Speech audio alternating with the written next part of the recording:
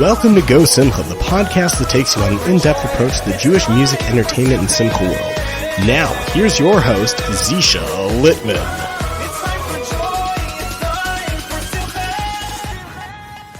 The following episode of GoSimcha, the podcast, is proudly sponsored by Keren Simchas Chassan V'Kala.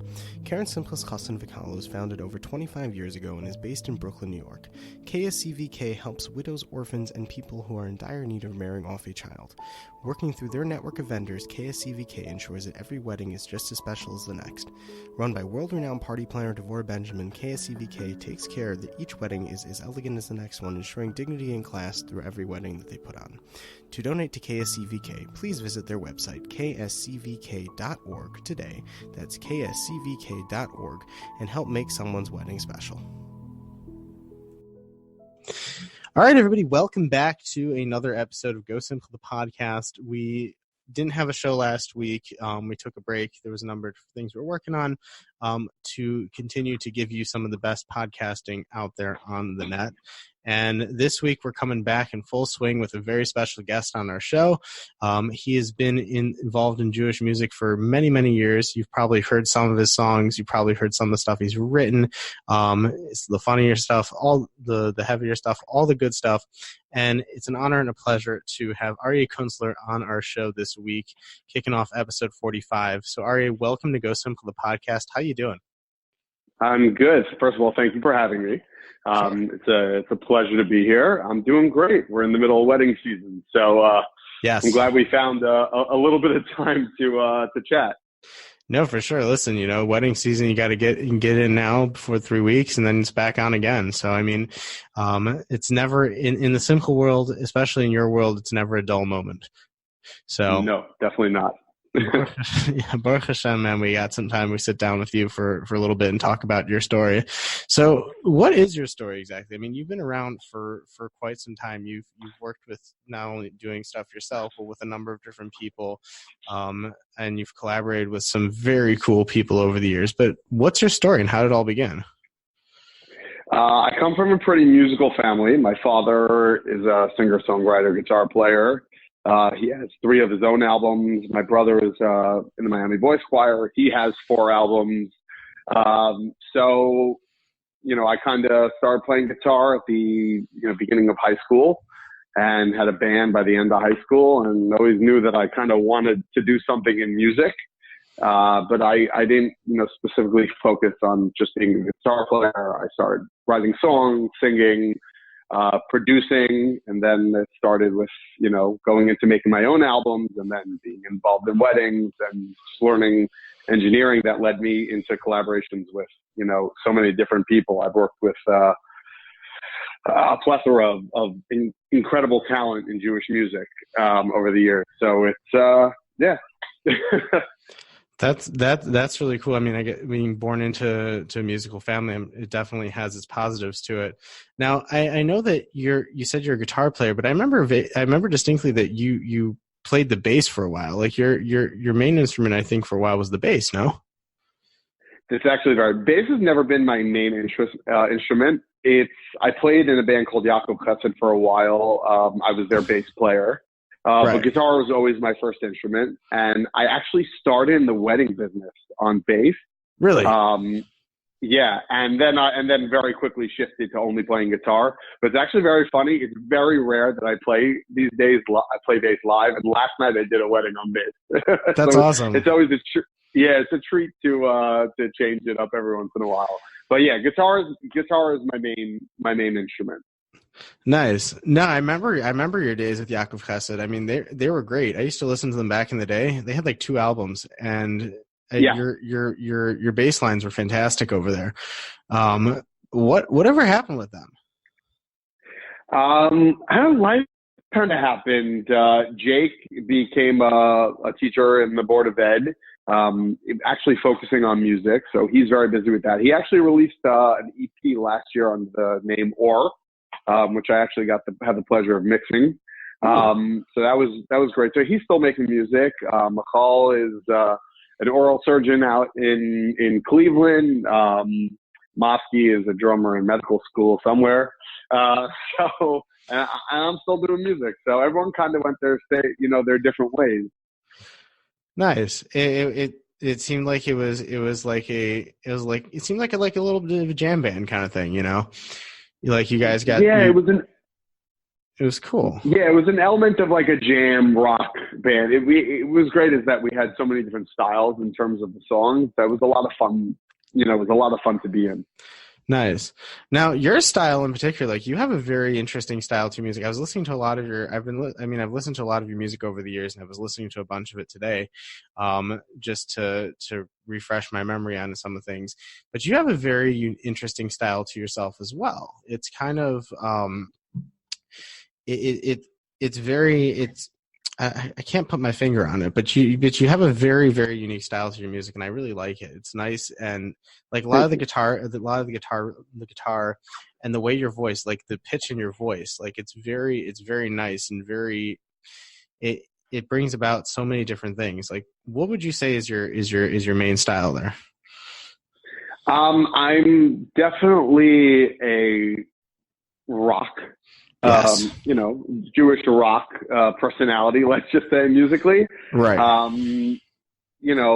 My early Jewish music, I mean, my father's stuff is, folk rock, diaspora, yeshiva band, like that's the Yes. stuff, Blue Fringe, Moshad band, like that's the stuff I grew up listening to. Right. In terms of Jewish music, I didn't really listen so much to, let's say, Avram Fried, Mordechai Ben David. Right. It's funny, every once in a while, on a wedding, and if I'm not the band leader, a band leader will call like an old Fried song. I'm like, wow, what's this great new song? It's just not, I just grew up listening to a different style. I'm a very organic, rock, Jewish rock. That's kind of my flavor. Lots of guitars, because I'm a guitar player and I love guitars.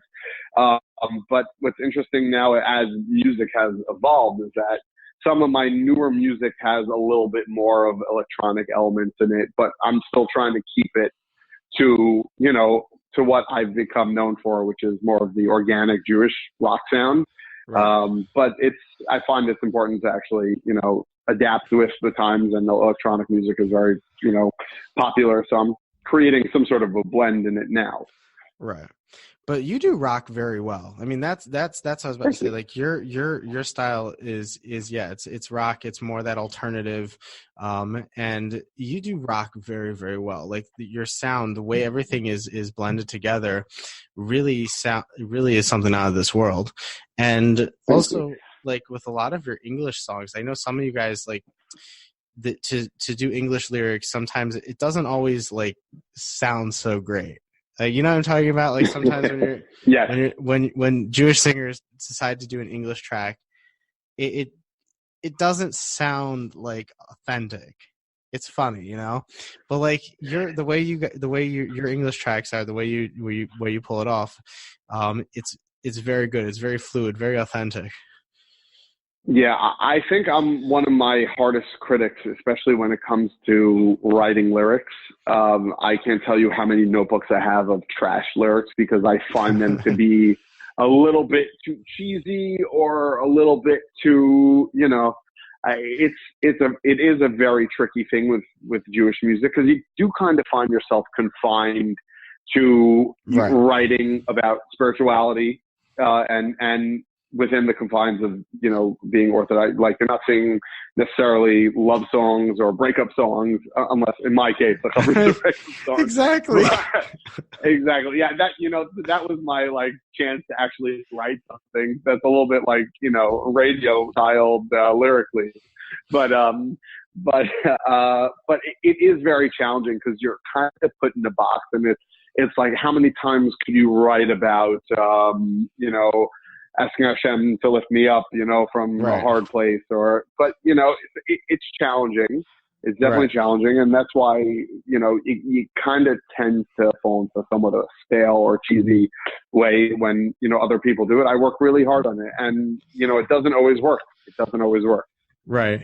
No, that's what I was going to say. Like, how do you, like, because your music is very unique in the way you write it, you said it yourself. Like, how many times can you write a song that about Hashem lifting me up and giving me chizuk kind of thing? How many ways can you spin it?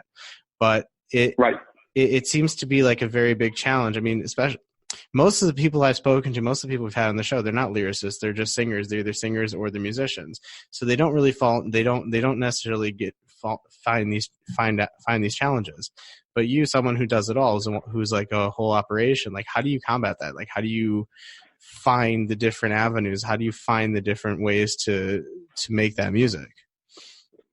I think one of the things that I've found to be successful for me is actually to pick topics as opposed to necessarily writing about, let's say, something inspiration. Like I'm going to sit down, I'm going to write a meaningful song. Like my second album, I had a song, Split the Sea. So I was clearly about Kriyas Yamsuf and Nachshon in a little bit. I had a song, Virtuoso, which was about Shimshon, Modim. Okay, so like a little bit more generic, but like I kind of picked the you take a play on the Hebrew words and you're able to create a whole, lyrical narrative based on certain parts of davening. Some of my newer stuff is kind of a little bit, I have a song that I haven't put out, but it's called The Promise. It's about, Hashem's promise to Avram to, make his children like the stars in the sky. So like, it's about not necessarily, it's about almost telling a story in a way. It's different because as a writer, you want to emote, you want to express emotions that you're feeling, but sometimes as a songwriter, you want to kind of take a different angle. And in Jewish music, I find it to be extremely helpful. So no, for sure. That's one way. Yeah. I mean, for sure, because like inevitably the spirituality is being infused with the music, and it really elevates it to another level, and that's part of the whole process of Jewish music, and that's the cool part about it. And I think it's really, really amazing how that you do everything and you're able to really, I guess, think outside the box on these types of things and spin it in a way that it sounds good, makes sense. I mean, like your song Nachmu, man, like that's a great song. That song is so, nice. It's, Nachmu is what I call my formula hit. But people have reached out to me and said that they really they got a lot out of that song. So that was my first collaboration with my father, which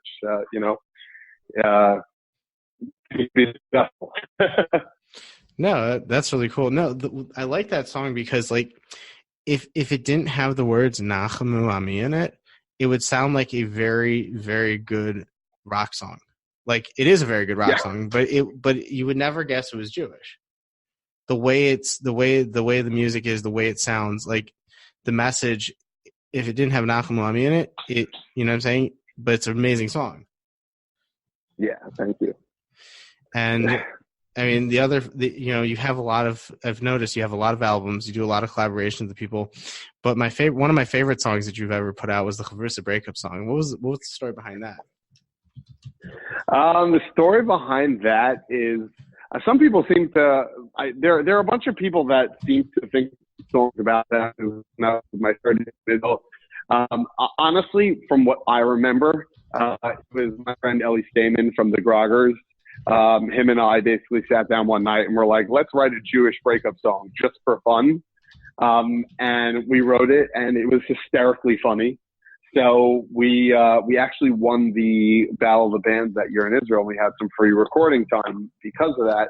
So I didn't want to, take time from recording of my first album to use it on that song. So we kind of went in that one night, spent the entire night recording it, which was hilarious in its own right, because Ellie he's a one of a kind personality, and that's just what came to be. And we released it as a free download because people from Sameach Music thought he was like, this is a great marketing tool to give this song out. Obviously, it's not like I love the song because it's funny, but it's not a song you want to be known for, right? Because it's a little bit more on the a satire end of things. Yes. But lately, I've actually been doing it in concert again because crowds get a kick out of it. So,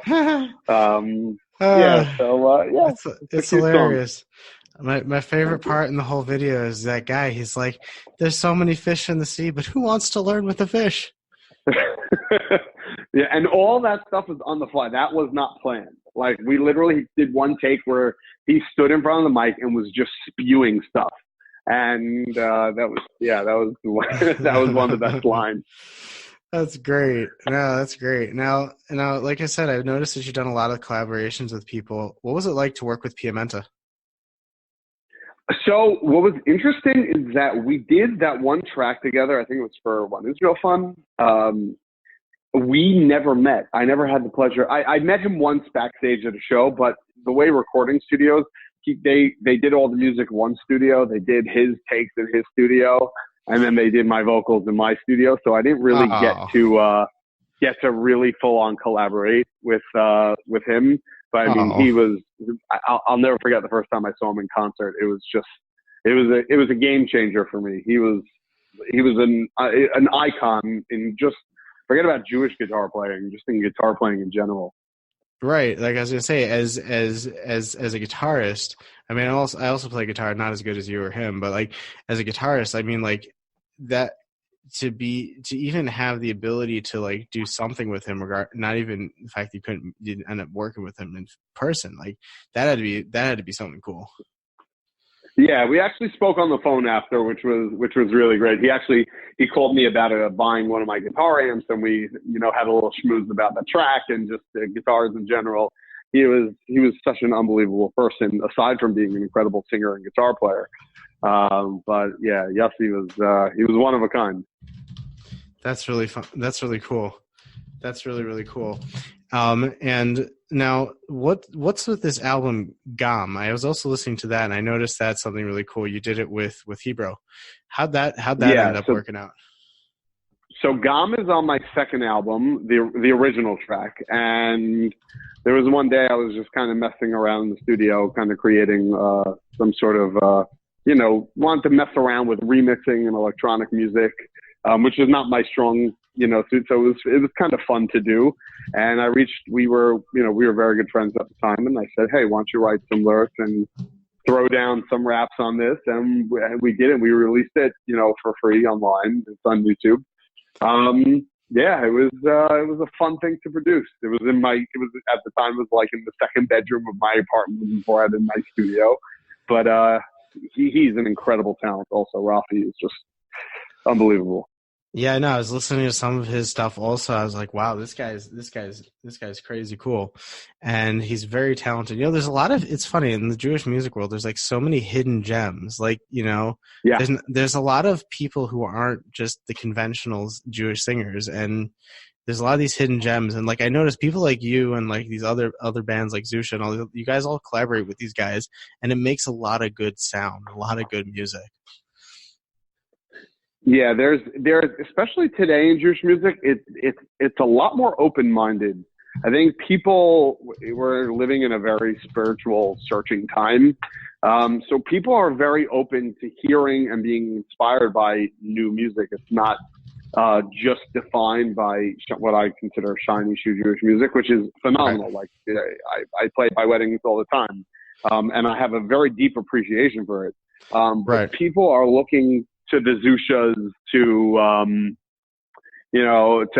different unique styles. Levi Robin, like on the folk end, like these guys are crazy talented, and there's so many guys. There's a guy I did a show with back in March who I just started following on Instagram, Yosef David. He's on Instagram. He's like a folk acoustic stuff, like his stuff literally, like the hairs on my arms stood up the first time I heard him. So there's so many people, and there's so much talent out there, and people, they just need to be discovered. A lot of people, they get their opportunities to open for different bands, or they just get that one song out there, and but people are way more receptive to it now. So it's good. Now you're also a producer, right? Correct. So what do you produce any of these guys, like any of this new wave sound? Like, do you get involved so in much. These guys? I mean, not so much. Like like Zeesha has their people, and a lot of these guys are finding their own place. Everyone has recording setups today, so a lot of guys are really doing stuff on their own. But I've produced, like, I did an album with Yosef Karduner, which every year when he's in America, and we sat down and we did an album, that just, for me, it was just one of the most incredible experiences. I've ever had. So he's he's not as like neo-Hasidic as Zeesha, but I mean, he's in a category of his own, in my opinion. It's funny you call it neo-Hasidic. Yeah, because I like, for instance, Yosef is, Cardinal is like a very real Breslov, like Hasidi, Israel type. The Zeesha thing is, I don't mean they're not hipster per se, but it's different. It's like, It has like a vibe element to it, which is what happens to be I love. It's not necessarily music that I make, but it's definitely music that I can listen to and appreciate. So that's great. And I actually recently just produced a song that came out around Circus time last year that kind of blew up. The song from the Waterbury guys, Tali, My King. I don't know if you've heard it. This song is like a couple 100,000 hits on YouTube, and it's been a really inspiring song, kind of throughout the world. I can't, like, the amount of messages that I get. There were a bunch of talented kids in high school and right after high school in Yeshiva of Waterbury came to me with this song. I did all the music on it, did some harmonies. We produced it really nicely, and the song it's massive. It's everywhere. So that was very cool. I'm doing a couple of tracks with them now that we're working on. These guys are really unbelievable talent. Wow. That's incredible. We're just going to take a quick commercial break to hear a word from our sponsors, Kosher Rica Cruises, and we'll be right back. Join the leader in Glatt Kosher Tours today with Kosher Rica Tours. Luxury cruises aboard the most desirable kosher cruise lines in the world. Glatt Kosher gourmet cuisine prepared fresh daily, and world-class scholars and residents aboard every tour. Experience the world with Kosher Rica today. Our tours sell out fast, so book yours today by visiting kosherica.com today. That's kosherrica.com today, and experience the world through Kosher Rica's eyes. And we're back from our quick commercial break. Wow, Aryeh, man, you got some crazy cool stories, dude. You've been around for a while, and you collaborating with all these different people. You're working with all these different people. You're a singer, songwriter, producer. It must be intense, to do all this. And now you're in the middle of wedding season. But what's one of your most memorable experiences being in the music industry?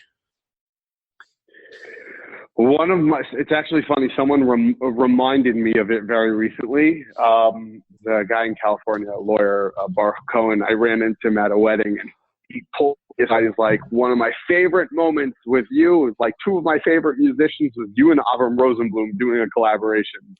And it was Avram Rosenblum from Diaspora Yeshiva Band. So I did his son, Yitzhi's wedding. It goes back a bunch of years. And Moshe Shore was there, and we all got up on stage to play Hafachta, and for me, career defining moment. This was a dream come true. It's on YouTube somewhere. It was unbelievable. So that was definitely one of them. That's so cool. But I mean, there are so many different, different memories and experiences just from over the years doing weddings with different people and different shows. Recently, I just did the Brooklyn Bowl, which is an amazing venue. I did that with my friend's band, Yini. Those guys are amazing, and Moshav band. So that was, every little thing comes together. They're all unbelievable experiences. Nice. Well, speaking of Moshav band, I noticed that you have you did a cover of one of their most popular songs, "Don't Give Up." How'd that come about? The way that came about is actually one. I mean, you have to kind of dig on my Facebook page to find it. There was one night I was just sitting in my couch in my parents' house. I must have been 20, 21, and I recorded it, but I recorded it in a much lower key than them, so it had this very dark feel to the song, and I loved just the way it sounded.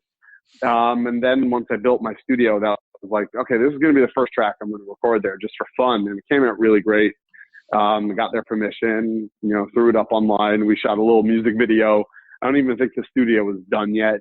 And that's pretty much it. I actually saw them. We always talk about it when I see Yuda and David like that, about that cover, how it was like it was a good cover in that it was different. It was so different than the original. It was just a more darker, emotive, more version. Nice. Well, that's what's cool about music, like you can take something, you can take like a song, like let's say for that, like you can take that song, drop it down to a lower key, and it changes the whole feeling and changes the whole vibe and the whole meaning, like the mood of the song. Like that's what I find it's really incredible. I mean, I myself am also a musician, not by trade, but I play drums, guitar, saxophone, keyboard, and other. Yeah, I get around, and I understand how these things work. And it's like with me, that's what I love about music. Is that like you change the key, it changes the entire thing. It changes the entire like feeling, the entire like existence of the song, and it's really cool. And I've noticed that I've seen some of the covers you've done also of other things. Like there was a video I saw you doing a Simcha liner cover at a wedding, and like I also noticed you lowered you dropped the key down a bit, like two or three frets. Yeah, no, we dropped the key. Simcha does it in C minor. I did it in that time in G minor, so it was a full fifth below. And right. Yeah, I saw mainly that. because the song was new at the time. I think it was newish. And, Simcha's like one of my very close friends. And honestly, like, I'm just scared of going for his notes because he is something else. Right. So that was the first time seeing it. Now I actually do it in a slightly higher key. I think I do it in A minor, like the whole step up from that. But I actually got amazing feedback on like how uniquely Aryeh Kunstler that performance was. It made it very my style as opposed to, let's say the original or how it would be necessarily be done by a chuppah. So, my fear for reaching for the key did well. Well, that's what I'm saying. Like I saw you dropped it down to like to a couple frets lower, and it sounded fantastic. And and paired it with the strings, it just sounded fantastic. But like that's the thing with you, like your voice, you have like this very distinct like voice to you. It's not quite a bass. It's like kind of in between. And like every track you do, it like everything just pairs very nicely with your voice. I don't know if people have noticed that or not, but like you have a very distinct voice and a very distinct singing voice as well.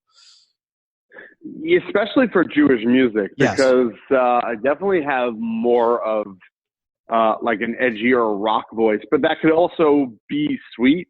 I remember when I did my first album, Jeff Horbich, we were recording in his studio in Israel. Like he walked in, he's like, "Have you ever listened to Chris Cornell from Soundgarden?" I was like, "He's like, you guys don't sound this." He's like, "You guys don't sound the same, but the vibe that I'm getting is just a little bit of the same." I was like, "Oh," which led me listening to his solo album, which helped lead me to actually the guy who produced my second album, Years Z. He played drums on Chris Cornell's solo album. So it was, that was a very cool eye-opening experience. But I sound nothing like Chris Cornell. But I mean, that, I'll take it. Yeah, listen, take the compliment, man. Just take the compliment, enjoy it. Wow, that's pretty cool. So, I mean, how long have you been doing music? It seems like you've been doing this for like, I don't know how old you are, but you seem like you've been doing this forever. That's pretty awesome. And so I did my first album in 2007. I started playing weddings shortly thereafter. I'm 33, so it really hasn't been that many. It's maybe 12 years in the music business. Okay. That's really cool. And I mean, now you say you started doing weddings. Weddings is a totally different thing than doing albums and doing concerts and things like that. What's it like for you to do a wedding? What's an Aryeh Kunstler wedding like? So it's very, I mean, there are two ways. I mean, there are different ways I do weddings. I do weddings. Sometimes I'm a guitar player for hire. I mean, I work with one specific band in New York called Kol Play Orchestra, not Cold Play, Kol Play, KOL. Right. I actually run the entire operation. Which really? Is, it's my, cause I like to diversify, not just being on the playing end and not on the band leading and singing end, but also on the business end of things. just running the band has provided me with a wealth of knowledge and information in weddings in general. And, thank God, Kol Play, we have a few lineups and we put out multiple bands a night, which sometimes I'm not on the bandstand itself. But it's taught me how to, operationally, make sure that every single wedding goes off without a hitch, goes off exactly how every client wants it. So it's a great experience just running the business like that. But in terms of the Aryeh Kunstler wedding experience, I mean, it depends. Sometimes people hire me as the guitar player singer and they get a little bit more of a rock edgy type of wedding. Right. As a band leader, sometimes I'm working with, Simcha Leiner, Mordechai Shapiro, Yumi Lowy, Avi Peretz, more of the mainstream wedding singers, and I'll lead the wedding as a band leader, more in that way. And as a guitar player, I just sometimes So there are so many different ways, and especially every wedding is different with different, clients have different tastes musically. So it's always a blast. You can do one wedding with a full-on English rock set, and then one wedding that's in the Terrace Avram in Williamsburg, which is like, a super yeshivish wedding. And I love them both the same. They're so different. They both bring such different vibes, but both enjoyable nonetheless. That's awesome. Would you ever do a rock show? Would you ever do like a Jewish rock show? We kind of do it.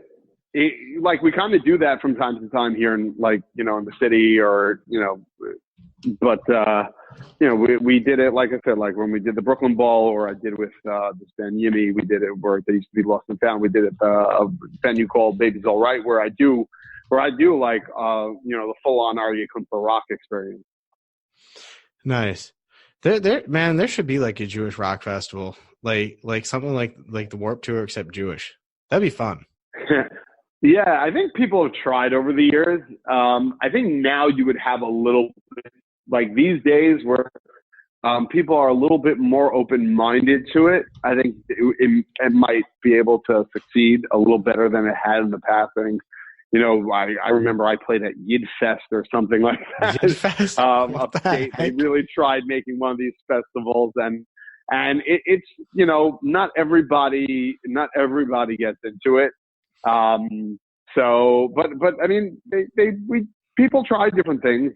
There have been, I think, there are different camping trip or Sababa Fest.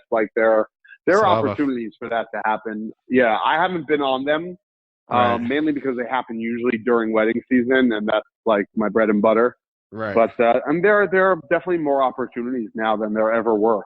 Right. Now, we used to have something out here in Beit Shemesh a long time ago, the Beit Shemesh Circus concert, and it was like the Beit Shemesh Soul concert, and it has gone downhill ever since, and we're hoping to revive that. But that was a great show. Oh, I went a few times when I was in Shiva. That was amazing.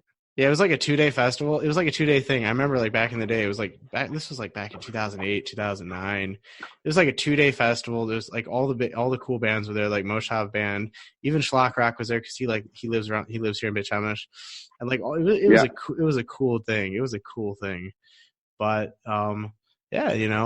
they got it. You're right. People are becoming more accepting of these different styles and different sounds in Jewish music. I had Avram Fried on my show a couple weeks ago, and even him, he just released a new single with another singer, and he told me he broke all his rules and everything like that. And it was like this. It was Avram Fried meets electronic music, and it was like this. Really, right. I don't know if you heard the song, but it's like Avram Fried meets trap. And it was really cool. Oh, interesting. Yeah. I haven't heard it. I have to check that out. It was really cool. And he said, this is the way music is going. As long as I'm staying within my boundaries, as long as I'm staying within my gedarim, then we're gonna keep making music. We're gonna keep making it happen. And that's what I'm saying to you. You see the music, especially the Jewish music world, is evolving immensely. What's your take on that? I think it's fantastic. Especially guys like Yishai Rebo who are, Yishai Rebo who is giving such a different sound to Jewish music altogether. I think it's so good, for people in general. I think that's part of why I think Yishai has been so successful. is because he has such a soulful and unique feel to his music. Yeah, I think everyone getting on board like a song like Nafshi with Mati Steinmetz is something that's blending the cultures together, all the different styles musically.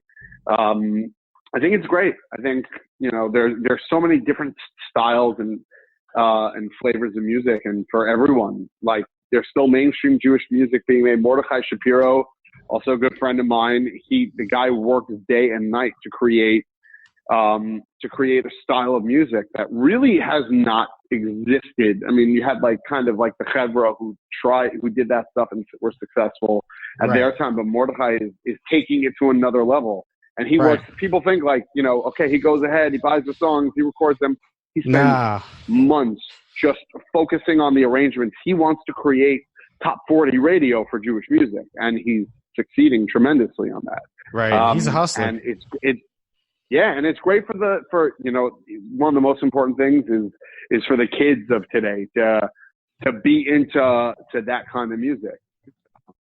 So, and to look at guys like him as role models and inspiration, I think it's fantastic. So I love how guys will relate to Zeesha, guys will relate to Mordechai, guys will relate to me, to Simcha Leiner, to Moshav, wherever you look, there's Jewish music to be immersed in. Yeah, no, for sure. And that's the thing, like I said, when I had Avram Fried on the show, we were talking about this too. He said, within Jewish music, there's every type of music within the Jewish space. There's no need to go elsewhere. And it's true, exactly what you just said. There's so many different types of sounds coming out nowadays, so many different bands, so many different people doing their thing. And Jewish music is really turning into something amazing.